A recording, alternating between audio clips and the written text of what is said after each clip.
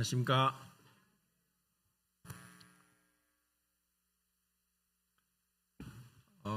새해가 지난 지 벌써 이제 3주째입니까?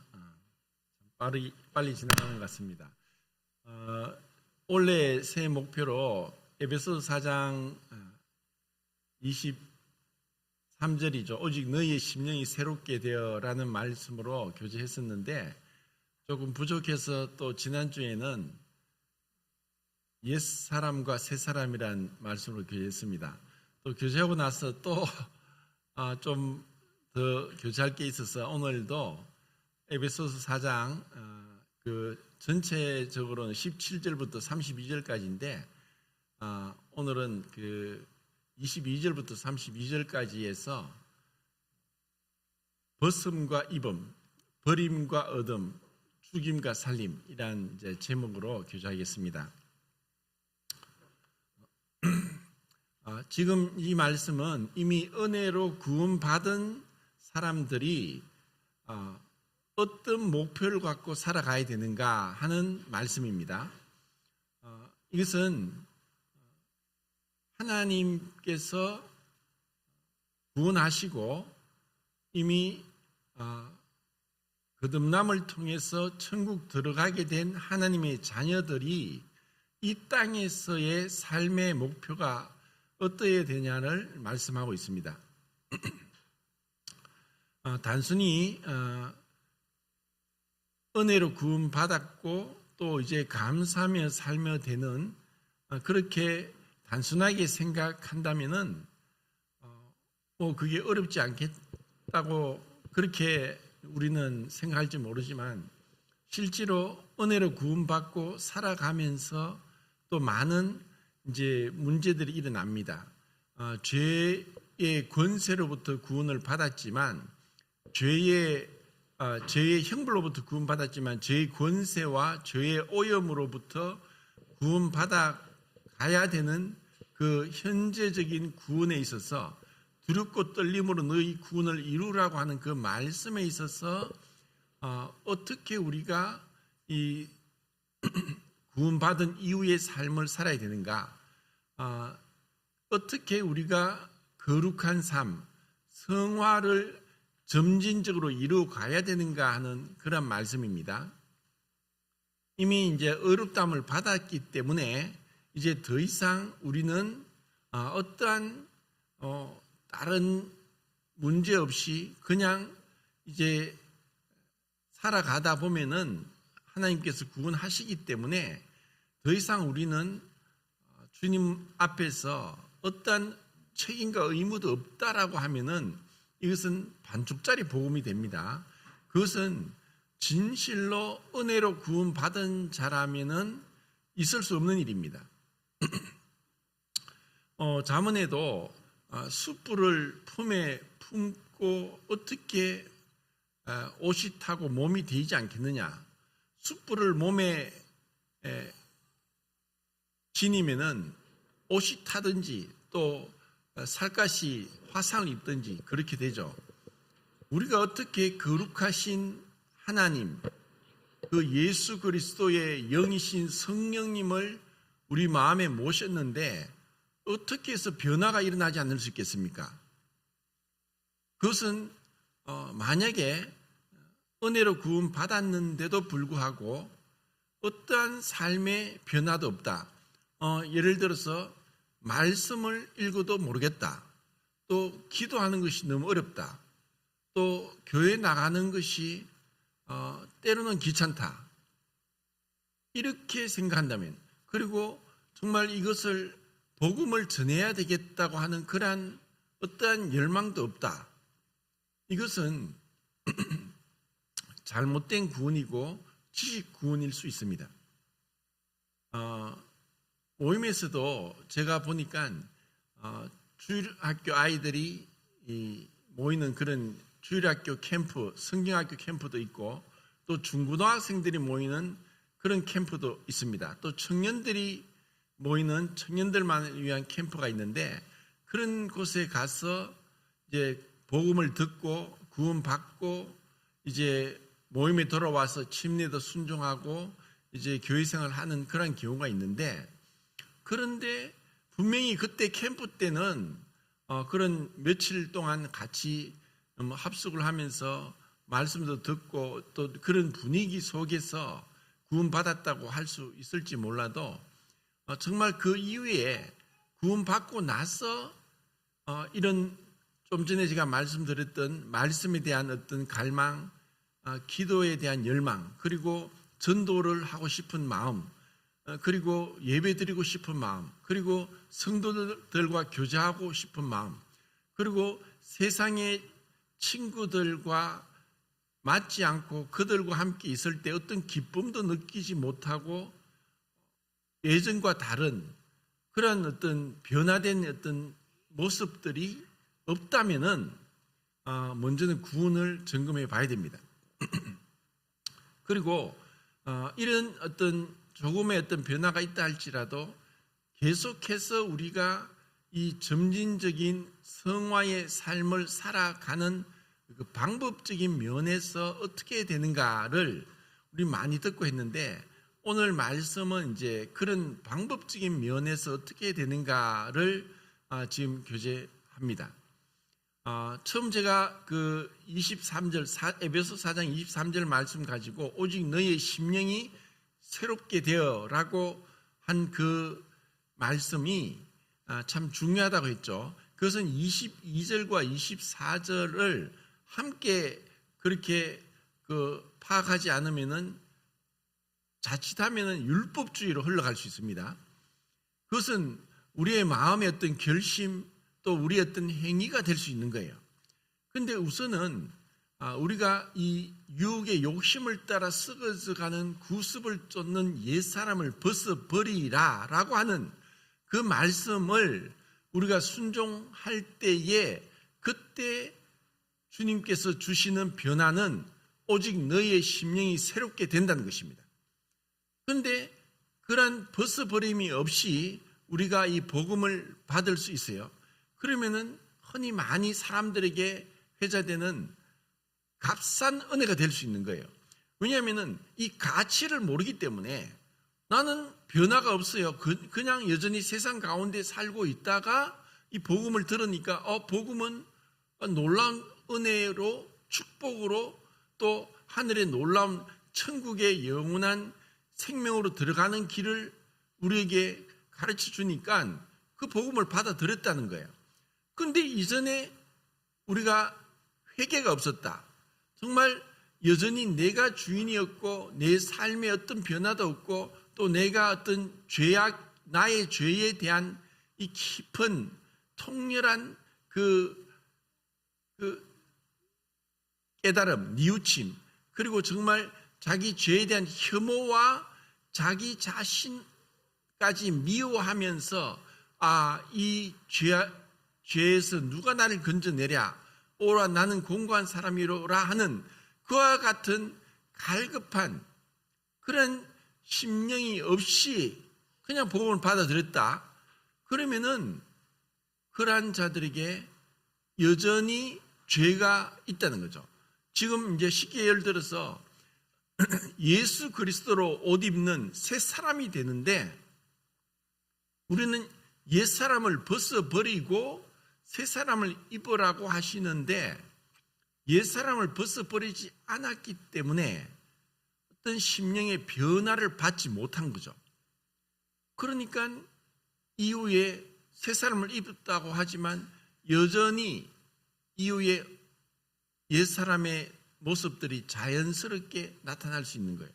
그런데 교회에 오면 사실 그런 모습을 볼 수가 없죠. 왜냐하면은 우리가 다 주님을 믿고 구원받고 이제 교회에서 예배드리고 생활하다 보니까 세상 사람들의 가치관과 세상 사람들이 추구하는 삶의 목표와는 완전히 다른 삶을 살죠.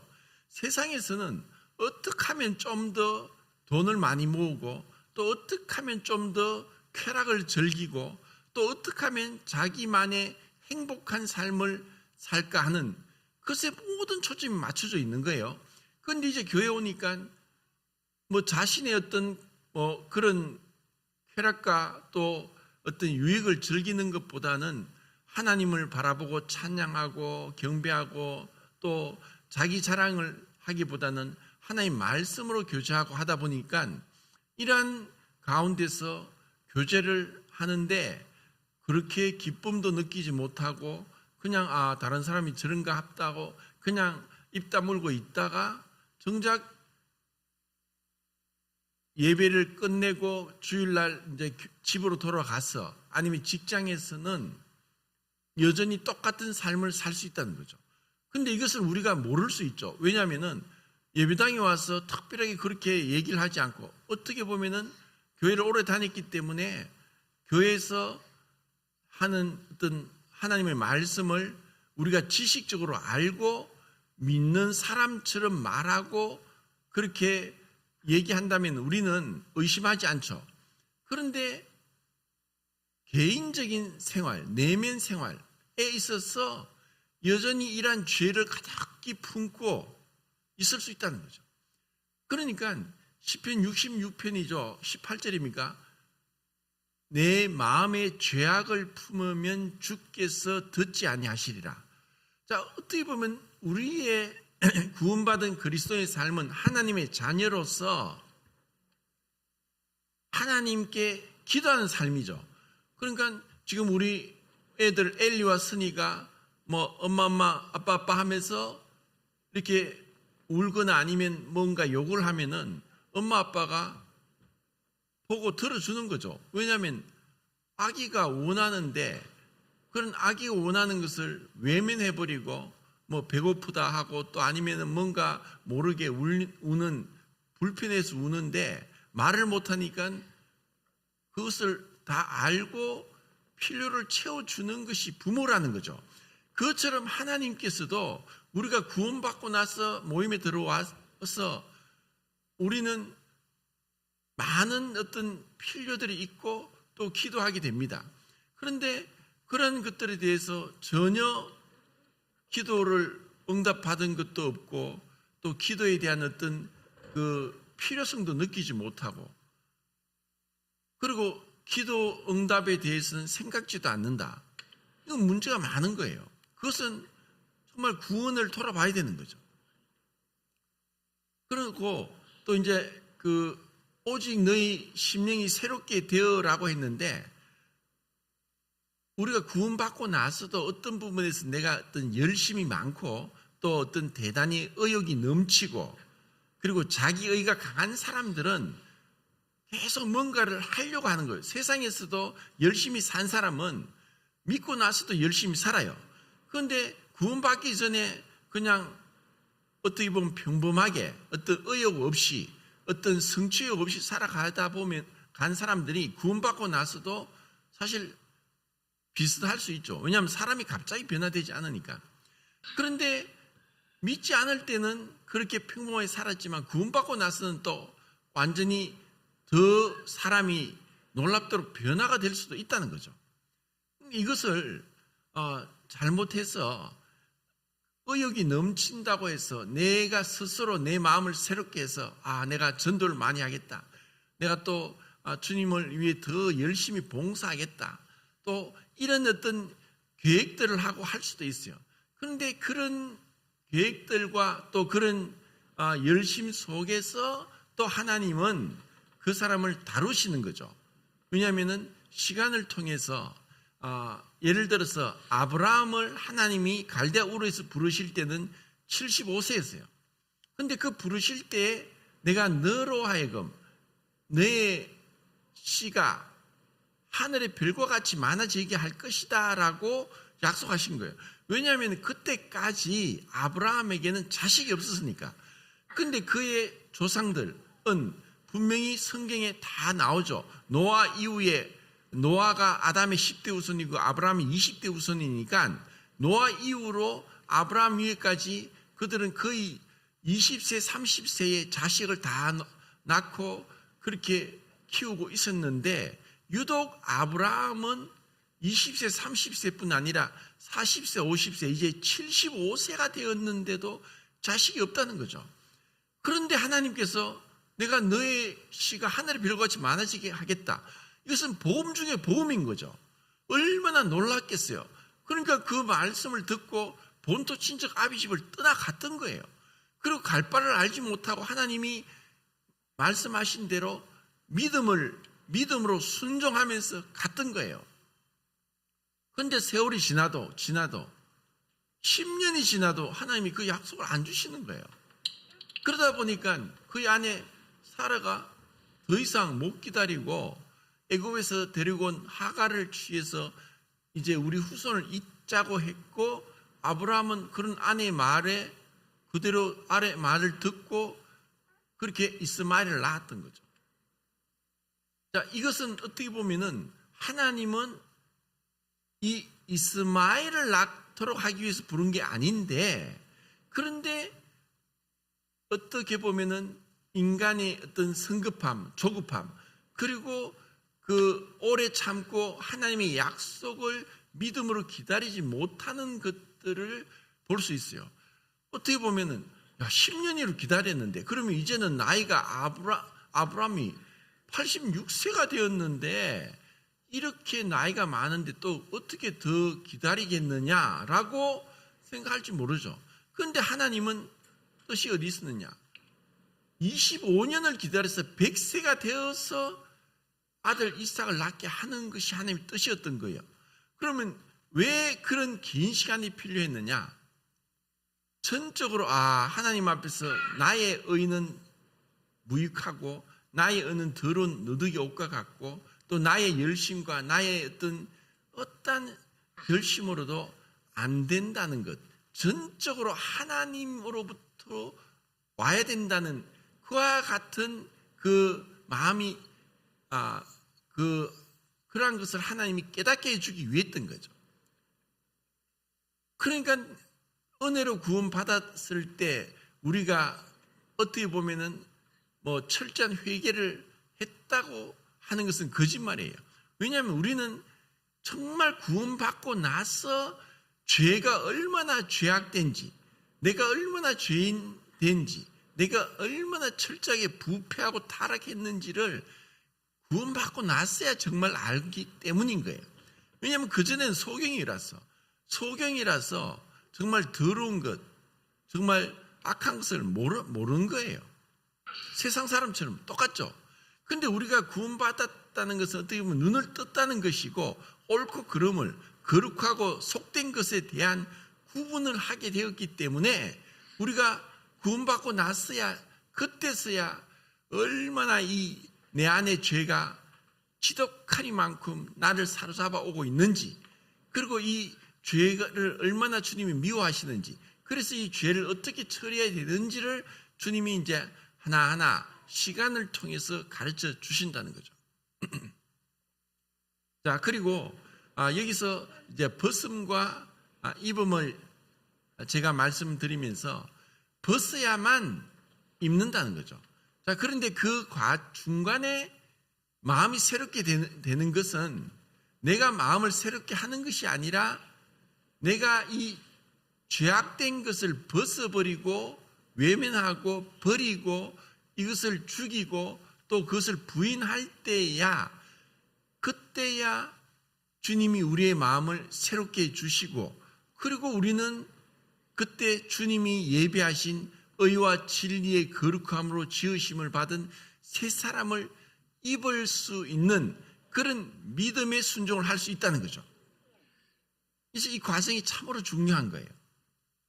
그러면 우리가 빛 대신 주님 앞에 가까이 가면 갈수록 내가 어둠이구나, 내 안에 빛이 없구나, 주님만이 빛이구나 하는 것을 깨달을 때, 그때 주님 말씀대로 우리는 이제 이 죄를 벗어버리고 떠나고 죄를 미워하고 죄로부터 돌아서서 정결케 함을 잊고자 하는 마음이 일어난다는 거죠. 이것을 에베소서 4장 17절부터 옛사람의 많은 어떤 모습들을 말씀하고 있고, 그리고 또 25절부터 29절까지 보면은 우리가 이 죄를 분을 내어도 해가 지도록 분을 품지 말고 이렇게 말씀하면서 마귀로 틈타지 못하게 하라. 마귀가 언제라도 우리를 넘어뜨리게 하고 우리로 죄를 짓게 하고 하나님과 멀어지게 하려고 하는 거예요. 그러니까 이 죄는 마치 구원받지 않은 사람들이 하나님의 생명에서 떠나서 무감각하게 되어 있는 것처럼 이 죄로 구원받은 자라도 이 죄로 인해서 죄와의 싸움에서 선한 영적인 전쟁에서 이기지 못하면은 우리가 무감각한 구원받지 않은 자처럼 그렇게 하나님으로부터 멀어질 수 있고 이것이 성령이 근심하게 되는 거예요. 그 예를 누구를 통해 볼 수 있냐? 다윗이 간음죄를 범하고 나서 그는 거의 1년 동안을 자기가 얼마나 큰 죄를 지었는지 전혀 모르고 있었는 거예요. 그런데 그때 하나님은 근심하시면서 기다리시고 그랬는데도 다윗은 그냥 하나님과 교제 없이 지나가고 있었던 거예요. 그래서 하나님은 그의 죄를 깨닫고 그로 하여금 죄에 대해서 회개하고 통렬한 통회의 기도를 통해서 하나님 앞에 자신이 범죄했습니다. 내가 죽기만 범죄했습니다. 하는 기도를 통해서 하나님과 다시 교제할 수 있도록 길을 열어 주신 거예요. 이것이 이제 우리에게도 구원받고 나서 우리가 주님과의 어떤 경건의 시간을 게을리하고 또 말씀에 명백한 말씀에 대해서 불순종하고 내 소욕대로 성령의 소욕에 순종하지 않고 육체의 소욕을 더 소중히 여기면서 육체대로 행하다 보면은 주님께서 우리 마음이 점점 무감각해지면서 성령이 근심하면서 하나님의 생명에서 떠나 있는 구원받지 않은 사람들의 상태와 같이 그렇게 되는 과정이 있다는 거죠. 그러니까 우리의 거룩한 점진적인 성화의 삶에 있어서는 반드시 어떤 한 번이 아니라 끊임없이 우리에게 내 안에서 일어나는 죄, 또 세상의 온갖 죄악들, 그리고 마귀의 유혹으로부터 돌이키고 벗어버리고 버리고 죽이는 부인하는 이 과정을 통해서 주님 앞에 새로워지는 거예요. 이것이 절대적으로 필요한 거예요. 그 예를 또 한 사람을 통해 우리는 볼 수 있어요. 히브리서 11장을 보겠습니다. 11장.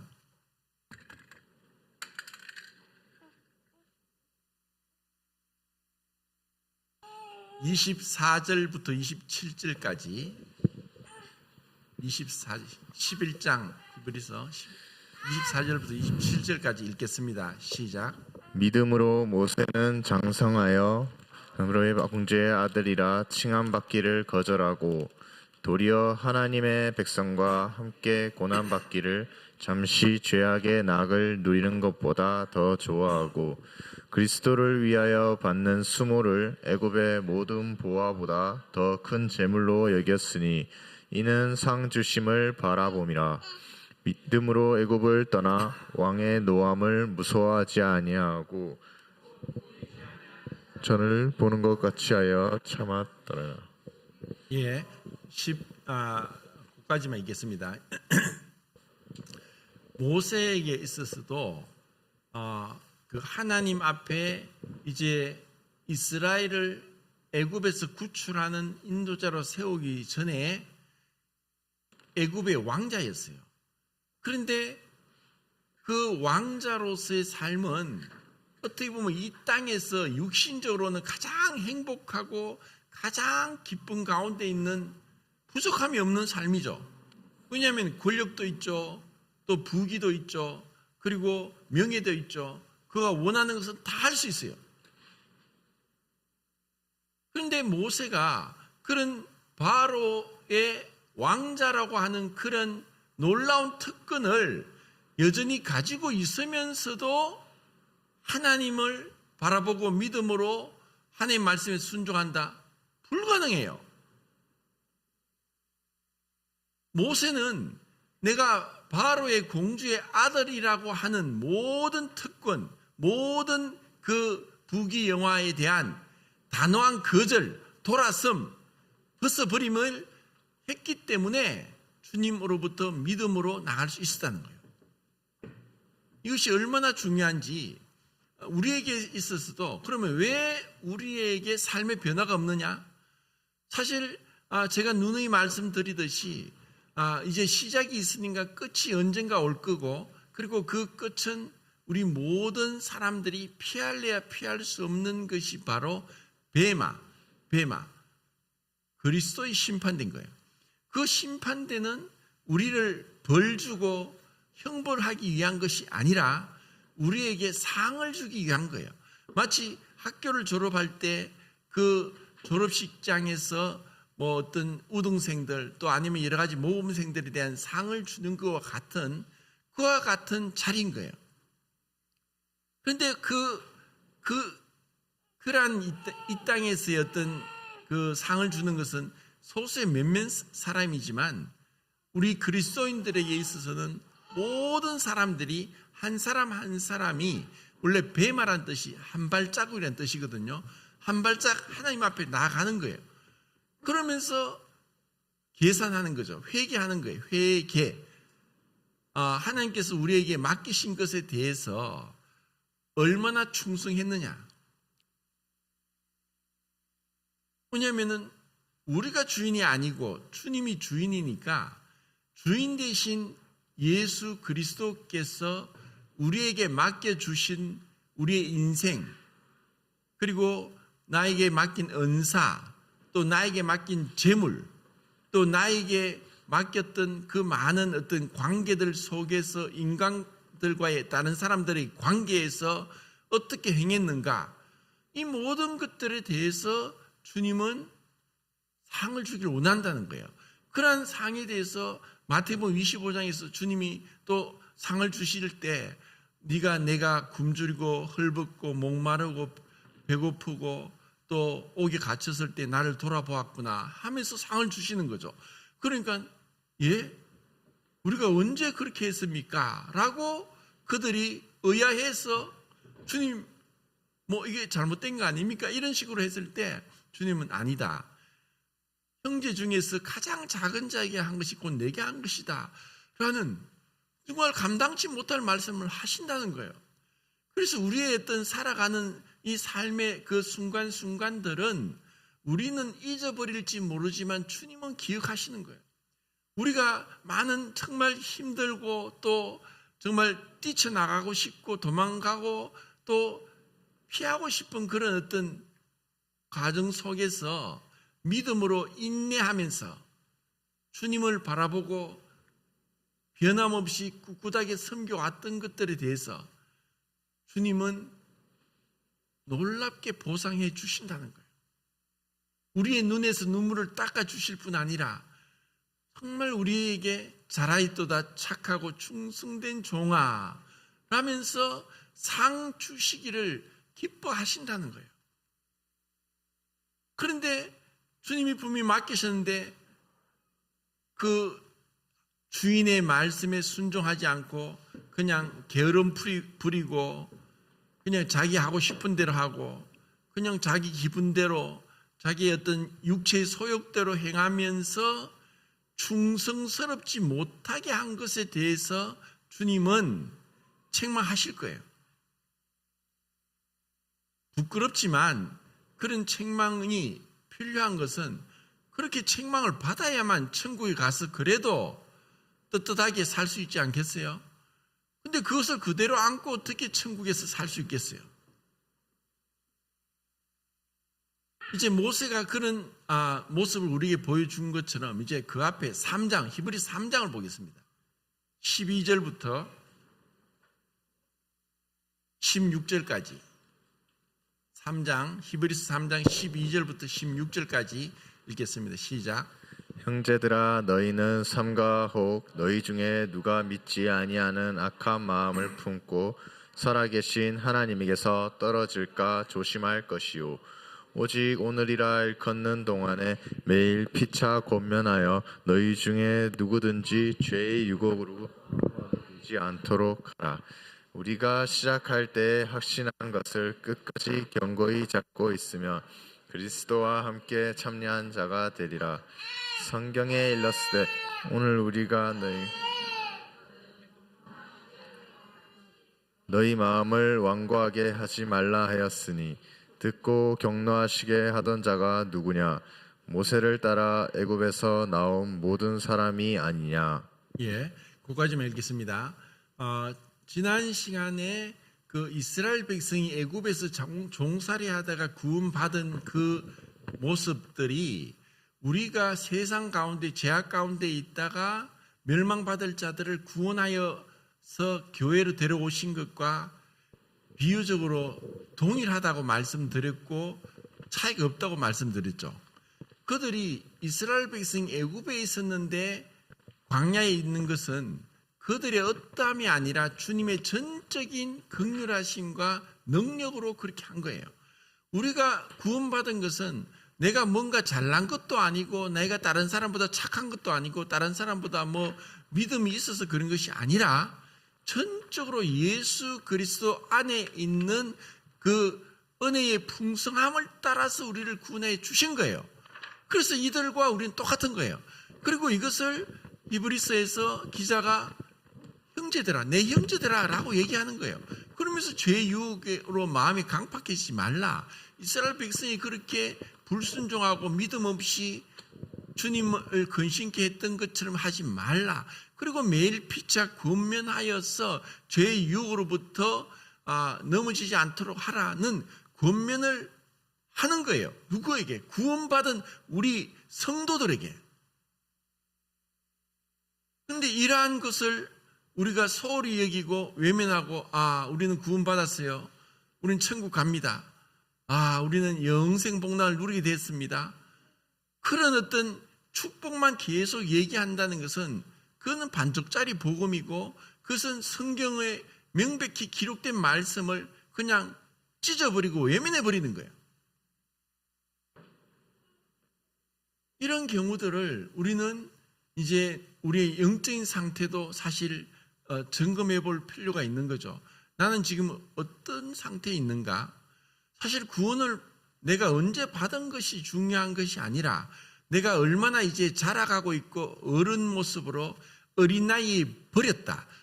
내가 장성한 적 어린 나이에 일을 버리고 어린 아이 때의 생각을 버렸다.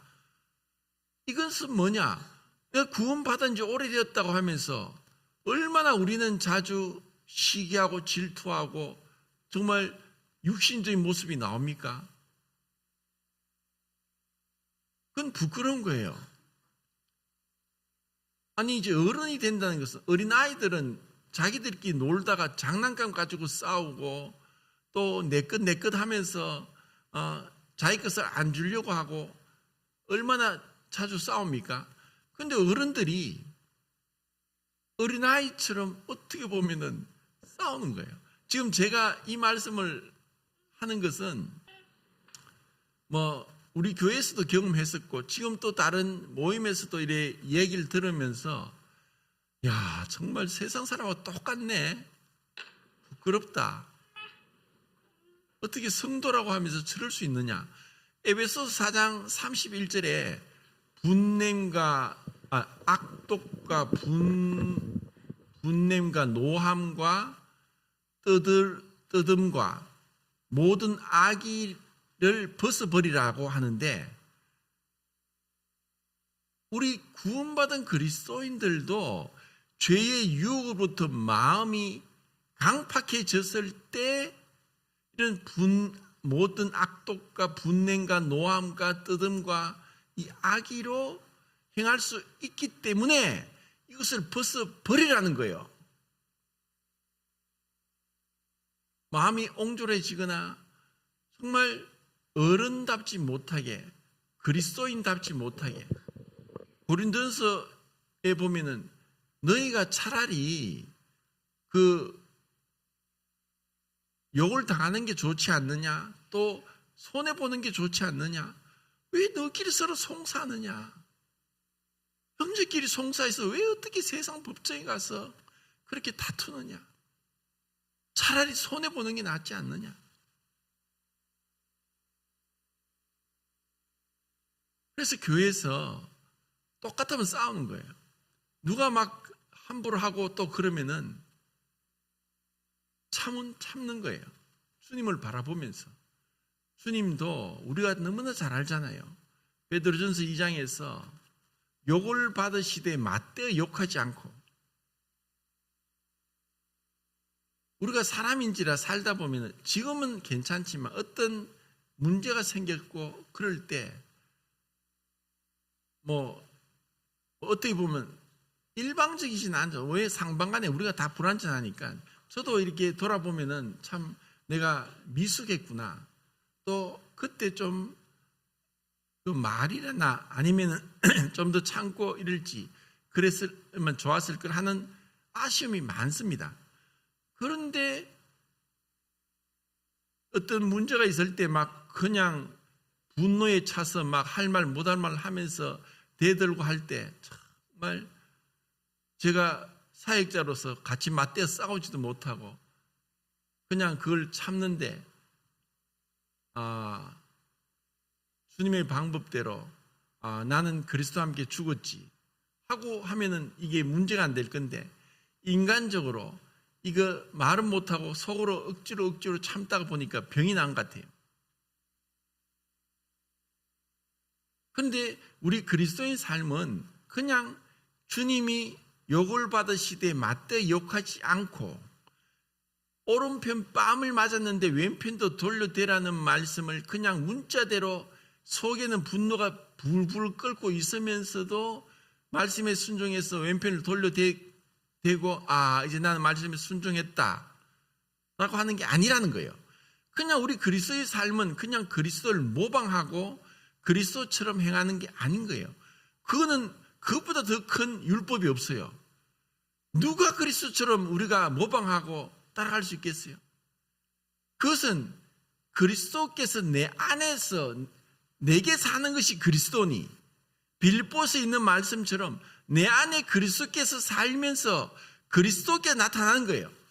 그러니까 제가 그 고린도서 13장에 그 수요일날 교제할 때도 사랑은 오래 참고 온유하고 또 시기하지 않고 무례행치 않고 불의를 기뻐하지 않고 자기 이익을 구치 않고 하는 이 많은 말씀들을 나는 못해요.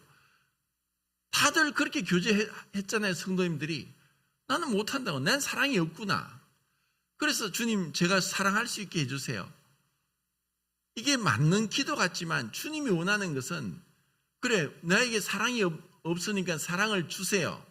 그럼 사랑을 주면 그러면 내가 다른 믿음은 없을 때 또 믿음을 달라 하고, 또 어떨 때는 사랑 안에 어떤 인내를 없어서 인내를 달라 하고, 또 어떨 때는 나에게서 열심을 달라 하고, 그렇게 하는 것이 아니라 그 사랑이신 자체, 그 모든 것을 다 포함해 살 수 있는 분, 예수 그리스도, 그분이 나를 통해 나타나시도록 그분을 존귀히 여기고 그분이 나의 주인이시니 나는 종으로서 주님, 저는 주님과 함께 죽었습니다.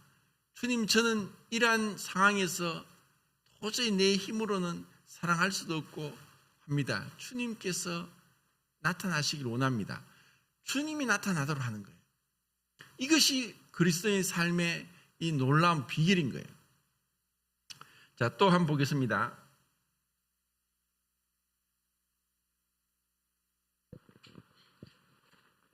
베드로후서 1장 3절 4절입니다.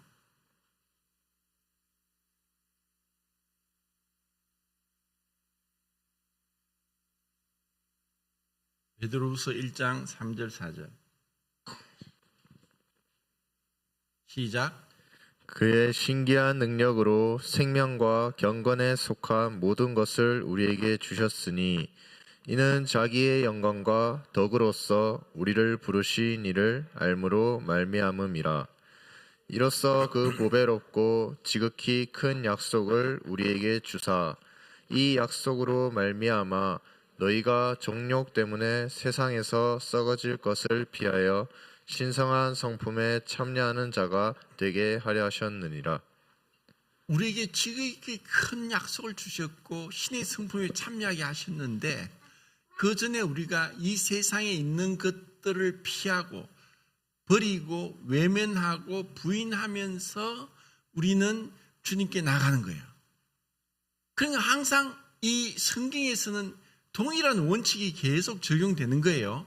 그러니까 옛사람을 벗어버리지 않고 새사람을 입는다는 것은 이것은 나중에 괴물이 되는 거예요. 옛사람을 벗어버리는 것은 한번 벗는 것을 끝나는 것이 아니라 계속해서 벗어버리는 것을 우리가 히브리서에서 봤었죠.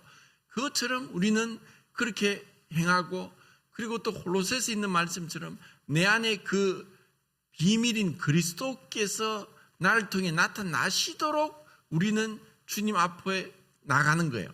자, 또 골로새서 한번 보겠습니다. 1장 26절부터 29절까지입니다. 골로새서 1장 26절부터 29절까지 시작.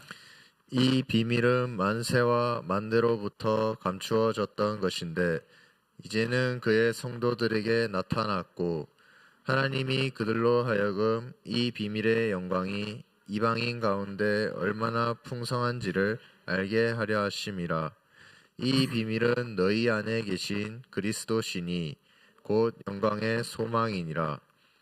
우리가 그를 전파하여 그 사람을 권하고 모든 지혜로 각 사람을 가르침은 각 사람을 그리스도 안에서 완전한 자로 세우려 함이니 이를 위하여 나도 내 속에서 능력으로 역사하시는 이의 힘을 다하여 수고하노라. 네. 이제 쉽게 말씀드리면은 우리의 삶은 그리스도와 연합해서 살아가는 삶을 이 땅에서 지금 연습하는 과정에 있다는 거예요. 그러면은 그리스도와 연합해서 우리 안에 계신 그리스도께서 어떻게 나타나시는가는 우리 사람들의 관계를 통해서도 볼 수 있어요. 우리가 누군가와 같이 어떤 함께 한다, 동행을 한다, 또 아니면 함께 어떤 여행 중에 뭐 함께 숙소를 같이 사용한다, 또 아니면 어떤 일을 한다. 그래서 나 외에 다른 누구와도 배우자나 자식이나 또 다른 성도나 아닌 세상 사람과 같이 하다 보면은 뭔가 어떤 습관도 다르고 또 어떤 가치관도 다르고 또 어떤 판단도 다르기 때문에 내하고 충돌이 일어날 수밖에 없어요. 그런데 상대방이 어떤 거에 대해서 나는 내 혼자 있을 때 아무 문제 없죠.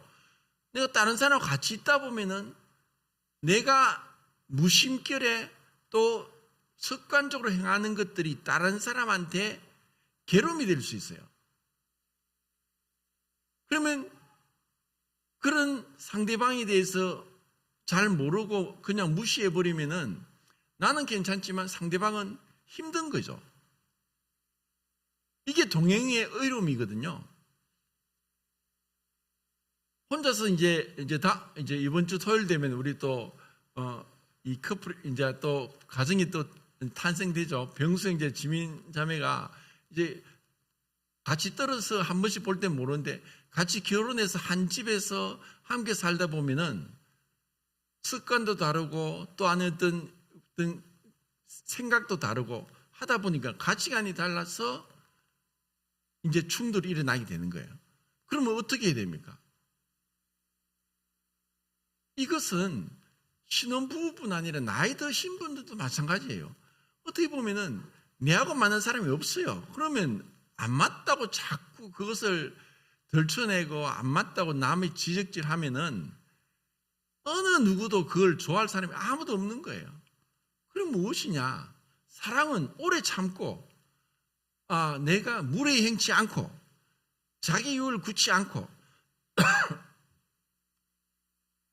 나는 이런데 내가 이런 것이 아무리 옳고 그름이 아니라 존중이거든요. 존중이고 배려고, 그리고 자기를 부인하는 것이고 상대방을 생각해서 그를 위해서 섬겨주는 거예요. 내가 섬겨주기 위해서 함께 있는 건데, 섬긴다는 사람이 주인 노릇 하려고 하니까 안 되는 거죠. 주님은 정말 성령님은 우리 안에 계신데, 우리가 정말 성령님이 하나님으로서의 존중을 받을 정도로 민감하게 성령의 어떤 충만함을 쫓기를 원하고, 그분이 말씀하시고 그런 인도하시는 것을 따라가려고 하느냐, 아니면 그냥 무시하고 제쳐두고 내 생각대로 계속 밀고 가느냐. 그럴 수 있어요. 우리가 다른 사람들하고 뭐 이렇게 교제하고 하다 보면 뭐 자기 뜻을 계속 주장하고 옆에서 이야기해도 말도 안 듣고 막 내만 옳다고 하는 사람들 많거든요. 온유함이 없는 거죠. 온유함은 뭐냐? 정말 주님은, 온유함은 그 마음에 있는 겸손함이 드러나는 게 온유함이에요. 온유함이 없으면은 어떡합니까? 온유함의 반대가 무례함이에요. 무례함이고, 그리고 완고함이죠. 자, 앞에 우리가 히브리서 3장을 봤었죠. 죄의 유혹으로 너희 마음이 강팍하게, 완고하게 되지 않도록 조심하라고 했잖아요. 그 강팍함과 완고함과 이러한 모습들은 마음의 교만에서 나오는 거예요. 그래, 난 니보다 낫다. 얼마나 쉽게 우리는 내가 똑똑해, 내가 잘났어, 내가 잘났어. 그런 노래도 있더라면 내가 잘났어, 내가 잘났어. 그러니까 내가 잘났으니까 내 말이 옳으니까 니 내 말 들어. 그렇게 함부로 하는 거예요. 그런데 성령님이 우리에게 어떻게, 왜 근심하십니까? 얼마나 우리가 성령님에 대한 존중이 없고 그분의 어떤 민감하지 못하고, 사랑은 민감해지는 거예요. 이 엄마가 되는 것은 아기에 대해 민감해서 아기가 조금이라도 울고 조금이라도 하면은 그걸 보살피고 항상 눈은 아기한테 가 있어서, 뭐 지금 뭐 봄이자매 여름자매가 보면은 엘리나 선이가 어디 가면은 절대로 한눈 안 팔아요.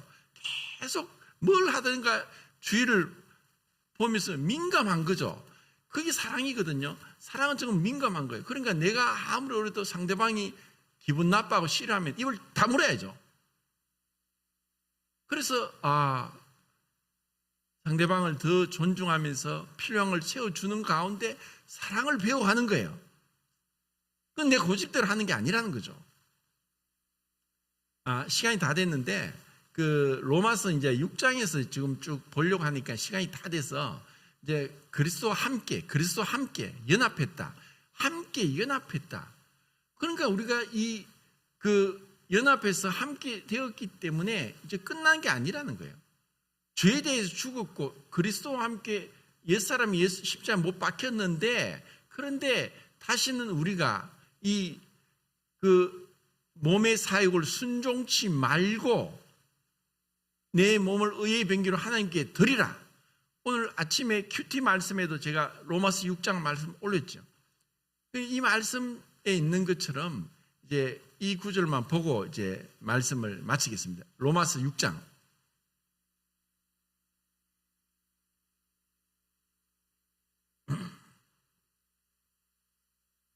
원래 3절부터 다 읽으면 좋겠지만 시간이 다 돼서 6장 12절 13절만 읽겠습니다. 6장 12절 13절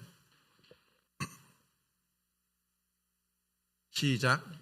그러므로 너희는 죄가 너희 죽을 몸을 지배하지 못하게 하여 몸의 사욕에 순종하지 말고, 또한 너희 지체를 불의의 무기로 죄에 내주지 말고, 오직 너희 자신을 죽은 자 가운데서 다시 살아난 자 같이 하나님께 드리며, 너희 지체를 의의 무기로 하나님께 드리라. 예. 우리는 이미 옛사람이 예수와 함께 십자가에 못 박혀 함께 연합되어서 죽임을 당하였고 함께 부활했어요. 그런데도 불구하고 이제 더 이상 너의 몸의 사욕을 따라서 그 몸의 사욕에 순종하지 말고 이것을 벗어버리고 이것에 순종하지 말고 오직 의의 변기로 우리 자신을 함께 드리라는 거예요. 그러니까 에베소서에서는 옛사람을 벗어버리고 새사람을 입으라고 했다면은 로마서에서는 이것을 버리고 이 의의 변기로 드리는 거예요. 그러니까 이러한 그 과정 속에서 우리가 주님 안에서 어떻게 성화된 거룩한 삶을 살아가는가, 이 한쪽에 치우치면 문제가 생겨요. 그냥 의의 변기로 드리라. 이미 우리는 거룩해졌다. 우리는 하나님의 자녀다. 우리는 그리스도의 군사 되었으니까 이것만 계속 강조하다 보면은 이 영적인 교만 가운데 마치 자기가 발이 공중에 붕 떠서 마치 하늘에 올라가 있는 것 같은 착각 속에서 남을 판단하고 나는 이미 승리한 자다. 그리스도와 연합되었고 나는 이미 주님이 기뻐 받으시는 그런 자다라고 스스로 착각 속에 빠지는 영적 교만의 죄에 빠질 수 있어요. 그런데 다만 계속 어떤 죄에 대해서 이 자신을 부인해야 되고 이것에 순종하지 말아야 되고 이 죄에 대해서 너무 집착하다 보면은 금욕주의가 되고 사람이 굉장히 어떤 우울해지고 그리고 좁아질 수 있는 거예요. 그러니까 이 양쪽을 같이 봐야 되는 거예요. 옛사람을 벗고 새사람을 입는 것이고 그리고 이 육체의 정욕을 완전히 버릴 때 주님께서 주시는 거예요. 그리고 이 육체의 이 지체를 죄의 정욕을 죽임으로 마치 벗듯이 죽임으로 절제할 때 그때 우리는 새 생명을 얻게 되는 거예요. 우리는 이러한 새 생명 가운데서 행하도록 부름을 받았기 때문에 주님께서 우리 삶 순간순간 속에서 그리고 교회에서 다른 성도들의 관계 속에서 이 두 과정들을 계속 반복해 나가다 보면은 주님이 우리 안에서 그리스도가 존귀케 되고 우리를 통해 그리스도가 영광 받으시는 복된 삶이 되리라고 이제 믿게 됩니다. 감사합니다.